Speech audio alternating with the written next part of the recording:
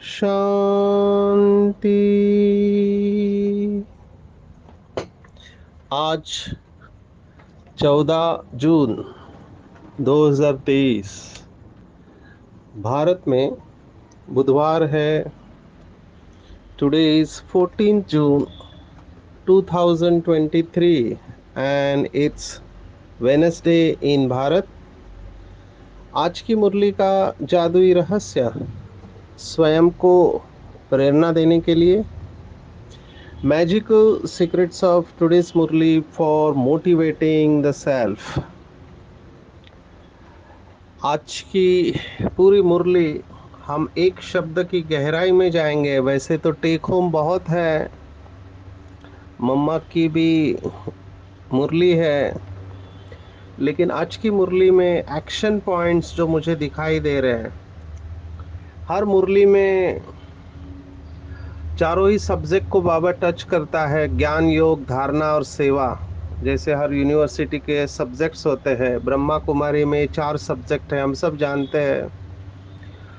उसमें से हमको क्या लेना चाहिए? तो एक्शनेबल पॉइंट्स, माना जिसके ऊपर हम काम कर सके। मैंने देखा है कि कई लोग केवल सोचते ही रहते हैं, सोचते रहते हैं, करते कुछ नहीं है। और कई लोग बिना सोचे कर्म करते रहते हैं। दोनों में प्रॉब्लम है। हमको एक्शनेबल पॉइंट्स इसलिए लेने हैं क्योंकि जब तक हम एक्शन में नहीं लाएंगे तब तक वो नया संस्कार क्रिएट नहीं होगा। मुझे फीडबैक मिलता है क्योंकि फील्ड में होते हैं, लौकिक और अलौकिक दोनों लोगों से मिलते हैं। तो मुझे जो फीडबैक मिलता है वो ये है कि आप लोगों का ज्ञान बहुत अच्छा है, बहुत गहरा है, लेकिन आप लोग बोलते बहुत हो, प्रैक्टिकल में दिखाई देने वाले बहुत कम है। ये जेन्युइन फीडबैक है कि प्रैक्टिकल, जिसको बाबा भी कहता है कि स्वरूप बनो, ऐसे बहुत कम बाबा के बच्चे हैं। नंबरवार तो सभी रहेंगे, लेकिन हमको ये देखना चाहिए। अंग्रेजी में कहते practice what you preach. Maharashtra में कहावत है, एक बहुत फेमस कहावत है कि ऐसे लोगों के चरण छूने चाहिए जिनका सोचना, बोलना और करना एक है।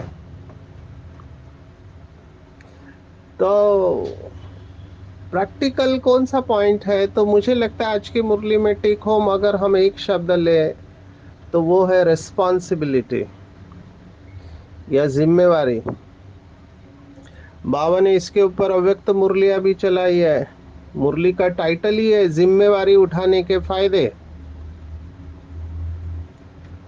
जबकि हमको संगम युग पर पता है कि हिम्मत मर्दा तो मदद खुदा, हिम्मत बच्चे तो मदद बाप। हमको केवल हिम्मत का एक कदम उठाना है। ये प्रिंसिपल हम सब बाबा के बच्चों को पता है। हजार भुजाओं वाला बाप हमारे साथ है तो हमारी विजय निश्चित है। फिर भी कई बच्चों से हिम्मत हो नहीं पाती है या जुटा नहीं पाते हैं। हमको पूरा निश्चय चाहिए कि जहां परमात्मा की शक्ति है, गॉड अल्लाह ईश्वर की शक्ति है, वहां असंभव भी संभव हो जाएगा। ये पूरा फेथ चाहिए। और जिनके अंदर ये पूरा फेथ होता है वो हिम्मत रख पाते हैं। इसलिए निश्चय को फाउंडेशन कहा गया। तो निश्चय से हमको आगे बढ़ना है कि भले हम कदम हिम्मत का हम रखते हैं, लेकिन जिम्मेवारी वैसे देखा जाए तो पूरी बाप की है। मैं तो ये अनुभव करता हूँ कि संकल्प भी बाबा देते हैं, हिम्मत भी बाबा ही देते हैं, मेरा ये अनुभव है। और करते भी बाबा है, लेकिन क्रेडिट लेने को हम तैयार रहते हैं। मैंने पहले भी सुनाया, जब डॉक्टर दीपक चोपड़ा, जो माइंड बॉडी मेडिसिन के प्रोपोनेंट है, मधुबन में आए थे, तो उन्होंने 2 दिन डॉक्टर्स को एड्रेस किया। तो उनको प्रश्न उत्तर सेशन में पूछा कि इतनी सारी किताबें तुम कैसे लिखते हो, और सभी किताबें इंटरनेशनल बेस्ट सेलर बनी है इस आत्मा की। बाबा ने इस आत्मा की महिमा भी की है। तो उसने बहुत अच्छा जवाब दिया। उन्होंने कहा कि मैं कहाँ लिखता हूँ, लिखने वाला तो परमात्मा है, गॉड लिखता है, मैं तो केवल पैसे इकट्ठे करता हूँ। तो लौकिक में भी लोगों को पता है कि अच्छा काम परमात्मा ही करा लेता है, हम केवल निमित्त बनते हैं। तो हमारे ऊपर बहुत बड़ी जिम्मेवारी है। कौन सी जिम्मेवारी है? तो हमारे ऊपर जिम्मेवारी है कि पावन बनकर सारे विश्व को पावन बनाना। निरंतर बाप को याद करना है। जैसे वो भक्त लोग मैंने देखे हैं सभी धर्मों में, फिर वो हिंदू हो, मुस्लिम हो, क्रिश्चियन हो, वो हाथ में माला लेकर ऊपर वाले का नाम लेते रहते हैं, क्योंकि वो समझते हैं कि परमात्मा के नाम के बगैर और कुछ नहीं है। कल के मुरली में था एक ओमकार सतनाम। तो ऐसी मान्यता है शास्त्रों के अनुसार कि कलयुग में आप कुछ भी पुरुषार्थ कर नहीं पाएंगे। अगर आप भगवान का नाम लोगे तो भी बहुत बड़ी बात है, ऐसे शास्त्र कहते हैं, क्योंकि बाकी आप साधना कर नहीं पाओगे कलयुग में। तो भगवान का नाम ही है जो आपको सभी पापों से मुक्ति दिला देगा, केवल उसका नाम लेने से। तो वो नाम लेते रहते हैं। बाबा ने हमको थोड़ा अलग बताया, केवल राम राम राम राम बोलने से कुछ नहीं होने वाला है, पाप कर्म भस्म नहीं होंगे केवल राम राम बोलने से। आप जरूर एक नींद की अवस्था में चले जाओगे,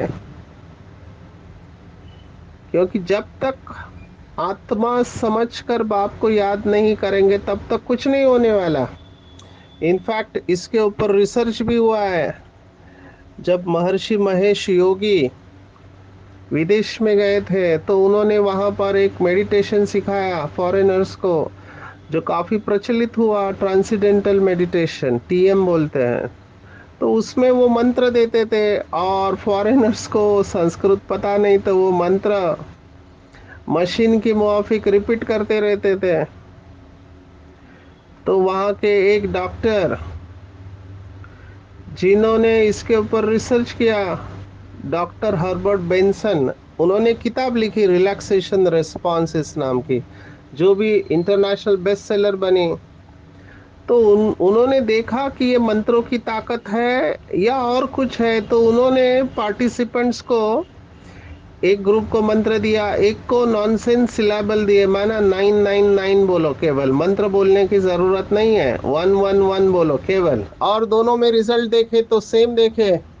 तो उन्होंने क्या देखा कि फायदा जो होता है वो शब्दों से नहीं होता है, कि शब्दों की वजह से जो आप साक्षी भाव में चले जाते हो उसका फायदा है। जैसे आप साक्षी भाव में चले जाते हो आप डिटैच हो जाते हो। साक्षी भाव बहुत इंपॉर्टेंट है। आप आत्मा को टच कर लेते हो, तब आपके अंदर ये सब बेनिफिट होते हैं।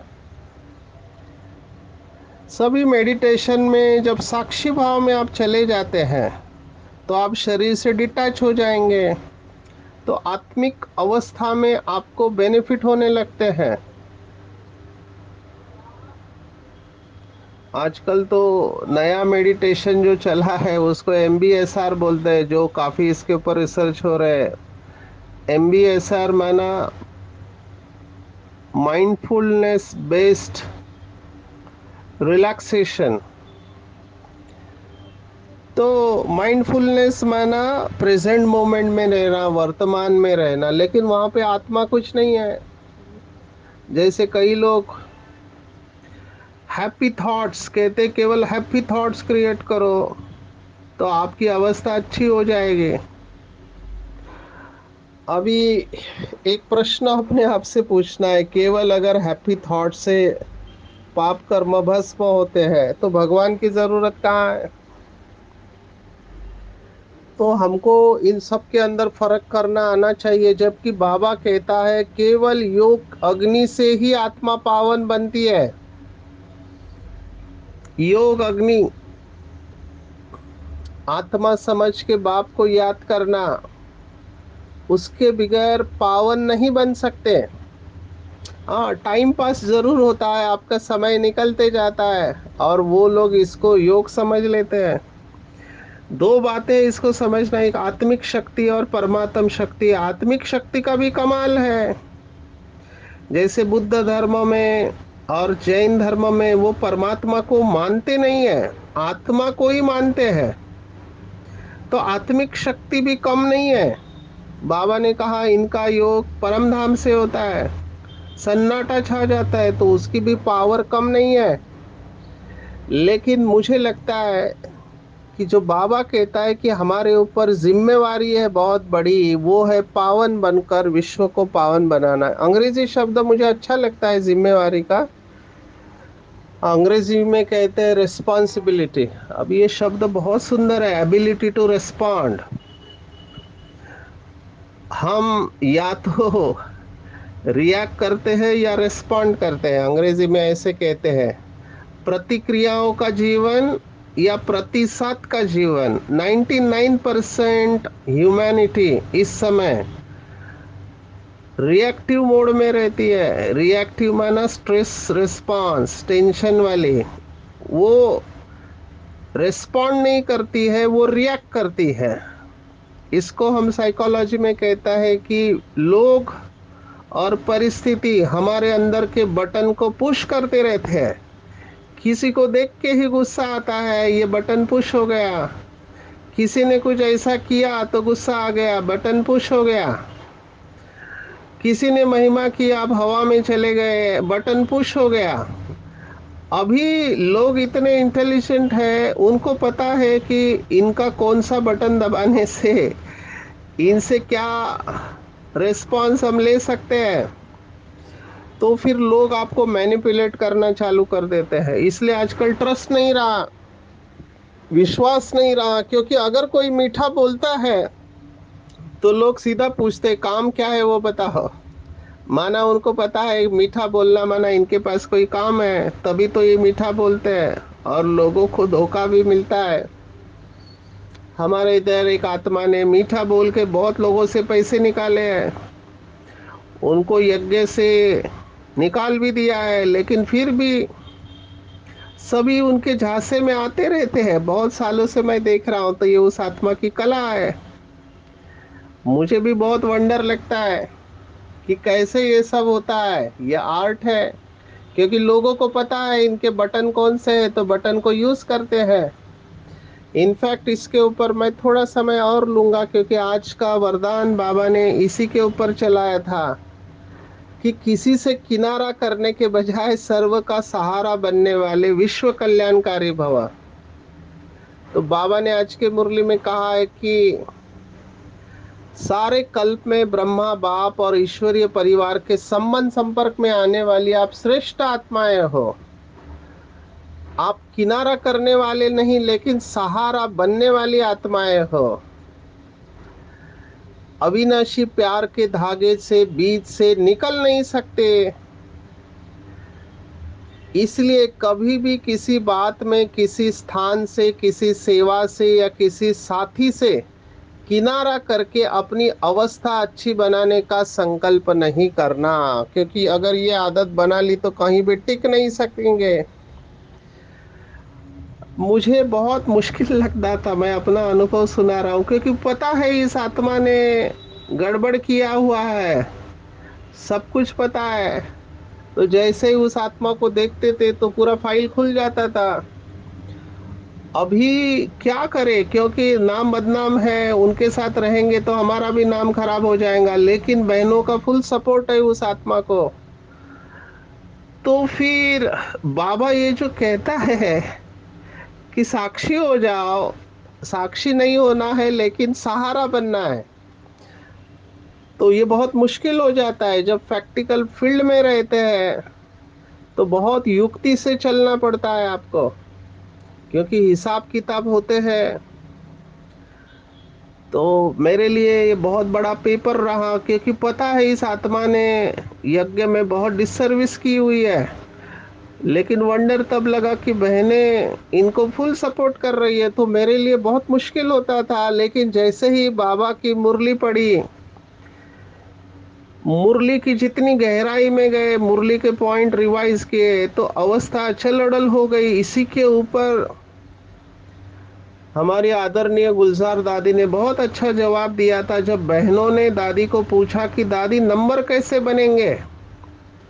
ये बात मुझे बहुत इंपॉर्टेंट लगी, इसलिए इस बात को मैं टच कर रहा हूँ, क्योंकि शायद बहुत सारी आत्माएं इस स्टेज से जा रहे होंगे। मुझे पता नहीं आप में से कितने लोगों के सामने ये पेपर आए हैं, मेरे सामने तो आके गया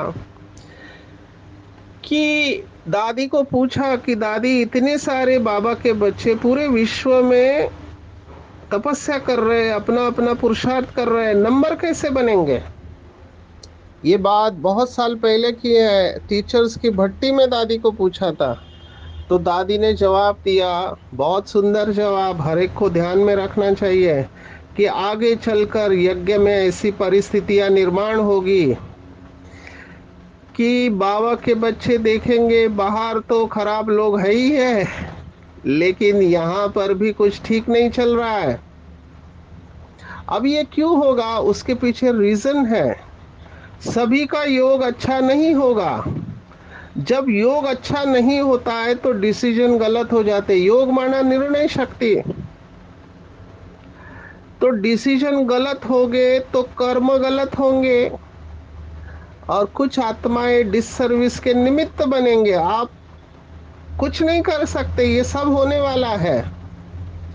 तो बाबा ने मुरली में कहा है कि अच्छे अच्छे महारथी बाबा के बच्चे बाबा का हाथ छोड़ेंगे या गलतियां करेंगे, हम सब ये पार्ट ड्रामा में देख रहे हैं। अभी नेचुरली एक आम साधारण व्यक्ति का रिस्पॉन्स ये होता है कि गलती है, माना सजा मिलनी चाहिए, एक्शन लेना चाहिए, और अगर एक्शन नहीं लिया तो गुस्सा बढ़ते जाता है। तो इस स्टेज से मैं जा चुका हूँ, इसलिए आपके साथ शेयर कर रहा हूँ। लेकिन जैसे ही बाबा की मुरलियों का स्टडी किया, अभ्यास किया योग का, तो पता चला कि बाबा के महावाक्य नंबर वन जिससे मैं स्टेबल हो गया वो है कि राजधानी बन रही है, सभी राजा बनने वाले नहीं है। तो राजधानी में सभी लोग चाहिए, सभी राजा नहीं बनेंगे तो कुछ राजा बनेंगे, कुछ रॉयल फैमिली में आएंगे, कुछ साहूकार बनेंगे, कुछ प्रजा बनेंगे, रॉयल प्रजा, कुछ प्रजा के भी प्रजा, और कुछ चांडाल बनेंगे। तो अगर कोई बाबा का बच्चा बनकर कुछ ऐसा कर रहा है जो नहीं करना चाहिए, तो वो अपना पद निर्धारित कर रहा है, नंबर वन। नंबर टू, हिसाब किताब होता है, बहुत आत्माओं के साथ हिसाब किताब होता है, और वो कर्म उसको खींचता रहेगा उस आत्मा को। तो ये ड्रामा निर्दोष बना हुआ है, निर्दोष है, इसमें किसी का कोई दोष नहीं है। ये बात स्वीकार करने में बहुत टाइम लगता है, क्योंकि दोष हमको दिखाई दे रहा है, लेकिन अगर आप त्रिकालदर्शी बन के देखोगे तो किसी का कोई दोष नहीं है। डॉक्टर वैन डायर, अगर आपने नाम सुना है, या फिर एकहार्ट टोले जर्मनी के, तो उन्होंने कहा, उनको जब प्रश्न पूछा कि किसी को माफ कैसे करे, क्योंकि पता है कि इसने दुख दिया है, बहुत गलती की है, इसको माफ कैसे करे। तो उन्होंने बहुत अच्छा कहा कि if that person's pain was your pain, माना उसका दुख आपका दुख होता, उसके जीवन में जो परिस्थिति आती वो आपके जीवन में भी आती, तो आप भी वही करते जो उस व्यक्ति ने किया है। इस समझ के साथ में आप उस व्यक्ति के प्रति दया और करुणा उत्पन्न करो, तभी आप उसको छोड़ पाओगे, नहीं तो नहीं छोड़ पाओगे, क्योंकि आपको लगता है कि इसने जानबूझ के किया, इसकी आदत ही खराब है। ये फंडामेंटल पॉइंट आपको ध्यान में रखना चाहिए, क्योंकि सभी ने स्पिरिचुअलिटी में यही कहा है, छोड़ दो, माफ करो। लेकिन ये प्रैक्टिकली टफ होता है। मुझे कबीर का दोहा याद आ रहा है। कबीर कहता है, बुरा देखन मैं चला, बुरा न मिलिया कोई, जिन खोजा आपना, मुझसे बुरा न कोई। कबीर की देखो क्या लेवल है। कबीर खुद के ऊपर ले रहा है कि मैं बुरा देखने गया तो मुझे पता चला इस संसार में मेरे से ज्यादा बुरा, मैं ही बहुत बुरा हूं।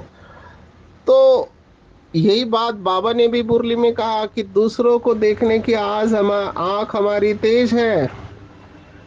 मराठी में कहावत है, मुझे एक पेशेंट ने सुनाई थी, साइकियाट्री का पेशेंट। मुझे भी पता नहीं थी, क्योंकि मैं ज़्यादा मराठी अभी कहावतें इतना ध्यान में नहीं रखता, क्योंकि महाराष्ट्र में मराठी चलता है, लेकिन बाकी स्टेट में तो हम हिंदी में ही बोलते हैं या अंग्रेजी में बोलते हैं। तो मराठी में कहावत है कि दुसऱ्यांच्या डोळ्यातील कुसळ दिसतं पण स्वतःच्या डोळ्यातील मुसळ दिसत नाही। माना दूसरों के आंखों में एक छोटा सा तिनका भी है तो भी हमको दिखाई देता है, लेकिन हमारी आंखों में जो मुसल पड़ा है वो हमें दिखाई नहीं देता। इसका भाव ये है कि दूसरों की छोटी गलती भी हमको बहुत बड़ी दिखाई देती है, लेकिन अपनी गलती, बड़ी गलती हमको बहुत छोटी लगती है। इसलिए स्पिरिचुअलिटी में कहते किसी को जज नहीं करना चाहिए, और यही भाव आज के वरदान में आया है।